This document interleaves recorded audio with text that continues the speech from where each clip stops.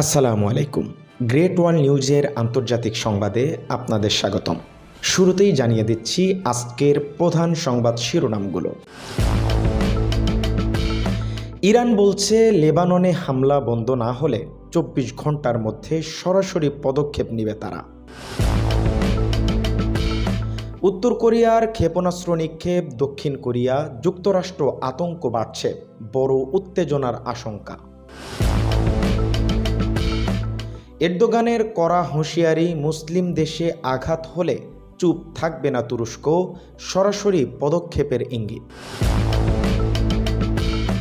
ভারত বাংলাদেশ সীমান্তে নতুন ঘাঁটি, শঙ্কায় সীমান্তবর্তী জনগণ। প্রশ্ন উঠছে, কি বড় ধরনের কোনো পরিকল্পনা আছে কি?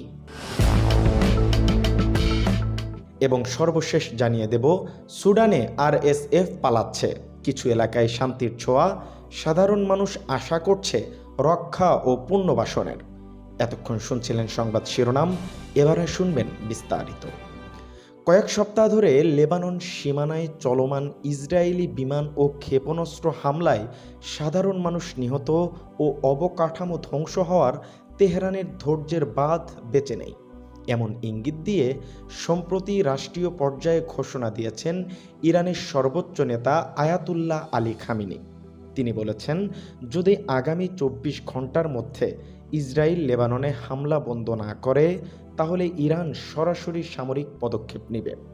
খামেনির বক্তব্য কড়া ভাষায় বলা হয়েছে, তাদের বন্ধু ও প্রতিবেশীদের রক্তাক্ত হতে দেখা হবে না। লেবানন শুধুই একটি দেশ নয়, এটি অঞ্চলের সম্মান ও প্রতিরোধের প্রতীক।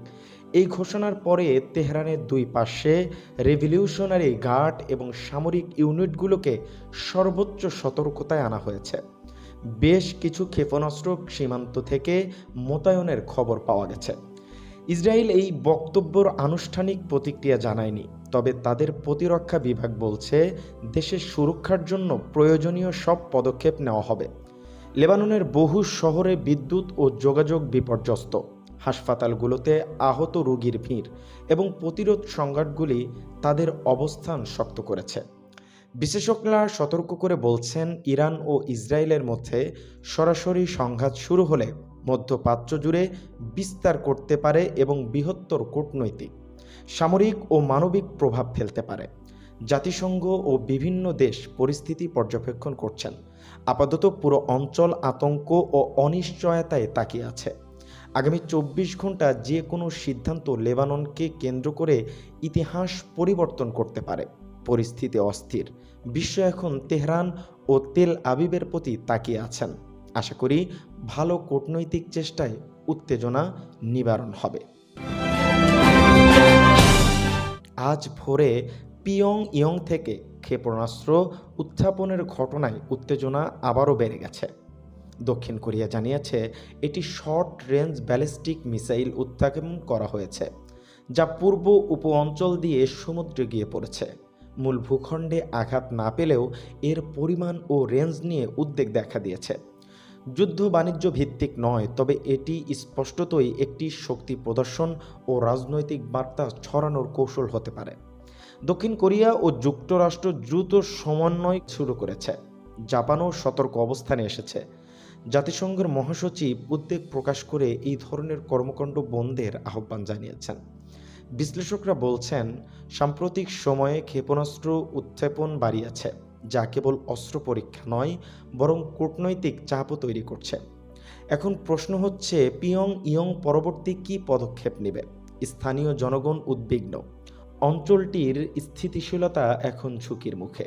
যতক্ষণ পর্যন্ত কূটনৈতিক পথ সক্রিয় না হয় ততক্ষণ পূর্ব এশিয়ার অঞ্চলে অনিশ্চয়তা বজায় থাকবে। তুরস্কের কড়া হুঁশিয়ারি, এরদোগান বললেন তুরস্ক আর চুপ থাকবে না। তুরস্কের রাষ্ট্রপতি এরদোগান ফের কড়া ভাষায় সতর্ক করে বলেছেন, কোনো মুসলিম দেশে আঘাত হলে তুরস্ক বসে থাকবে না।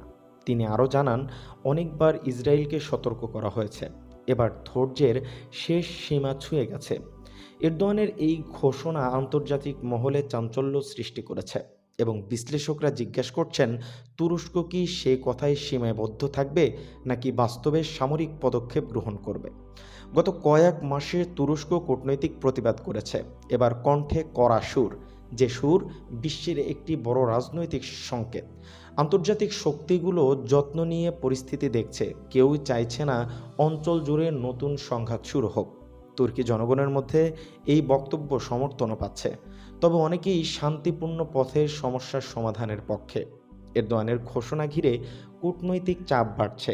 দেখার বিষয়, তুরস্ক কেবল কথায় সীমাবদ্ধ থাকবে নাকি কায়েমি পদক্ষেপ নিতেও দেখা যাবে। বাংলাদেশ ভারত সীমান্তে নতুন ঘাঁটি, আতঙ্কের ছায়া।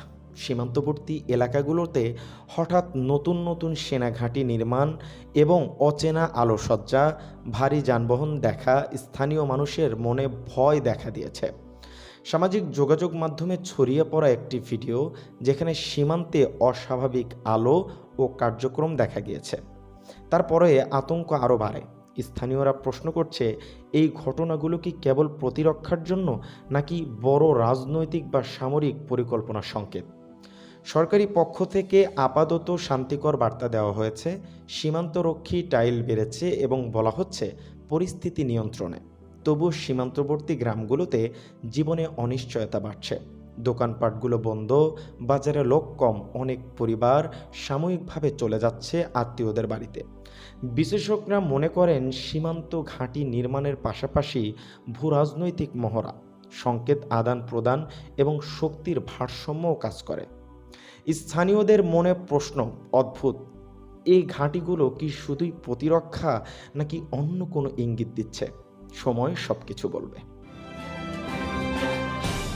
সুদানে আরএসএফ পালাচ্ছে, কিছু এলাকায় স্বস্তির বাতাস।